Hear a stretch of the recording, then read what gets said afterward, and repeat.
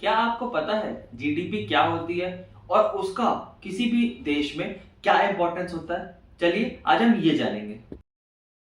GDP यानी gross domestic product, ये किसी भी देश के इकोनॉमी का रिपोर्ट कार्ड होता है।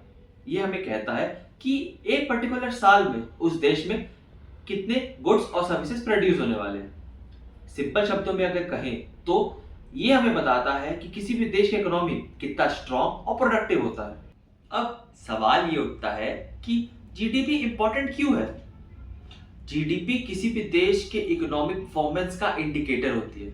जब जीडीपी हाई होता है इसका मतलब है कि इंडस्ट्रीज ग्रो कर रही है, ज्यादा लोग एम्प्लॉयड हैं, लोगों को सैलरीज ज्यादा मिल रही है, लोगों के परचेजिंग पावर्स बढ़ रहे हैं और ये इनडायरेक्टली हमारे लिविंग स्टैंडर्ड्स को भी इंक्रीज करता है।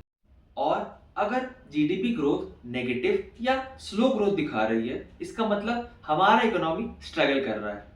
इसका इम्पैक्ट हमारे एम्प्लॉयमेंट, इन्फ्लेशन और इवन गवर्नमेंट पॉलिसीज पे पड़ता है।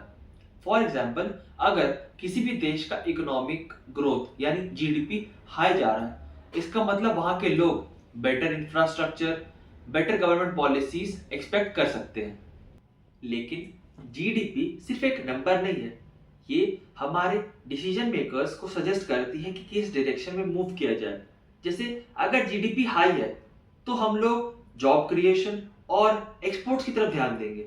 उसी तरह अगर जीडीपी लो है तो हम रिफॉर्म्स और कॉस्ट कटिंग पे ध्यान देंगे। आप समझ रहे हैं, जीडीपी एक आईना है हमारे देश के इकोनॉमिक हेल्थ का।